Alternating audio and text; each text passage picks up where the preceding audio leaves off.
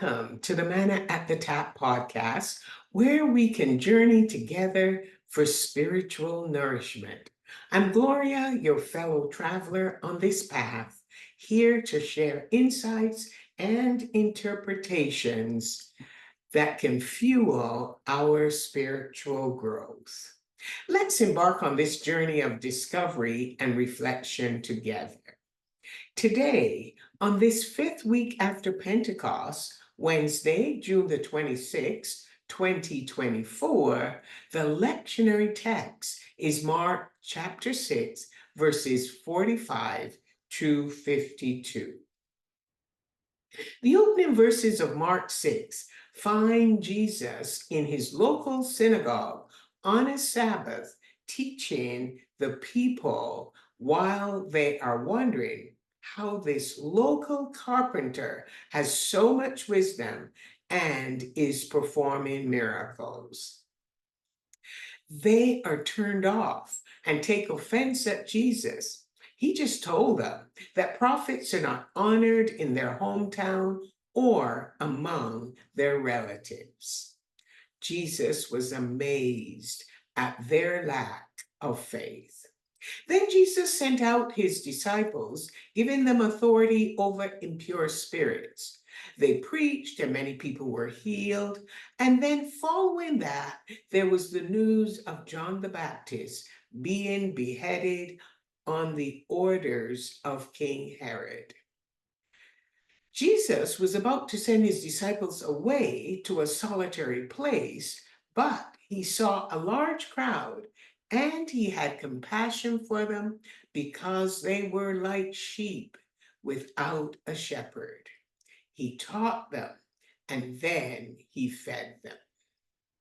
In today's lectionary text, Jesus is walking to the disciples on the water. The story is found in the Gospel of Matthew, chapter 14, and also in the Gospel of John, chapter 6. In Matthew's account, Peter steps out of the boat in an attempt to walk on the water to Jesus. In John's account, Jesus withdrew from the crowd because they wanted to make him their king, which was contrary to what God wanted. So now let's continue our story from Mark's Gospel. After everyone was fed, and this was the feeding of the 5,000 men, not counting the women and children, Jesus immediately made the disciples get into the boat and go ahead of him to Bethsaida. And he dismissed the crowd. Now, Bethsaida was the home of Peter, his brother Andrew, and Philip. The disciples complied without questioning Jesus, even though it was late in the day and the wind was contrary. But once the crowd was dismissed, Jesus didn't join the disciples. He went up the mountainside for solitary time with his Father and to pray. After his time of prayer, Jesus looked out, and the boat was in the middle of the sea, and he was alone on land. To be on the sea means one will encounter both wind and waves. As we've been learning, the sea speaks of chaos, facing uncertainty, and not having control over the circumstances of one's life, threatening life itself. Jesus saw the disciples were in distress, trying to row the boat. The time was between 3 a.m. and 6 a.m. The disciples had been struggling against a contrary wind all night. Their progress was slow and painful. Seeing their circumstances, Jesus came walking to them on the sea in their time of need. Jesus and the boat are on the sea, and it is in the middle of the lake, far from the shore. Jesus came close enough to the boat so his disciples could recognize him, but he waited for their invitation to join them. They were terrified, thinking he was a ghost, and they cried out.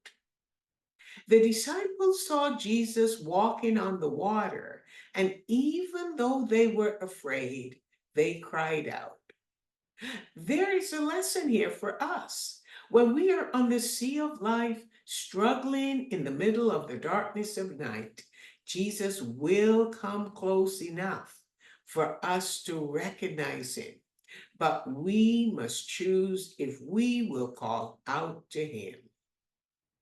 He wants to come, he wants to save us, but it is by invitation only. Jesus breaks into the fear that possessed them. He immediately said, "Take courage. It is I.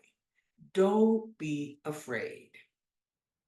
Jesus identified himself with the words, "It is I," so the disciples would know this was no ghost. Jesus was the visible presence of the Lord with them, and he got into the boat with them, and the wind ceased.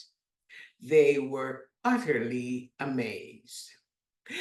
These are some questions for you to ponder for a moment. Were they amazed because the wind stopped?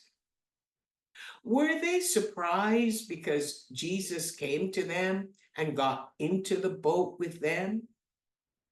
Or was it they had an epiphany and saw the glory of God in the appearance of Jesus?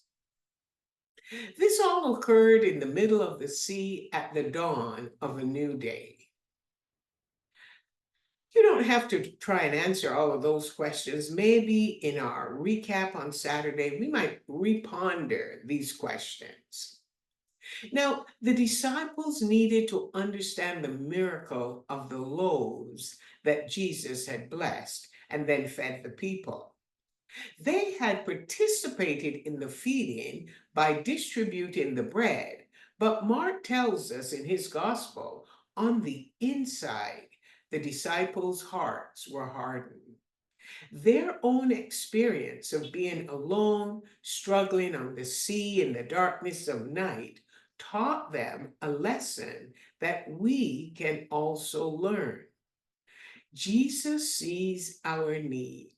He comes alongside us in the darkness and makes himself known so we can invite him into the chaos. As soon as he enters, he tells us to take heart, take courage. He's with us. We can allow our fear to become faith. Fear arises from external circumstances, but faith arises from internal circumstances that well up within us.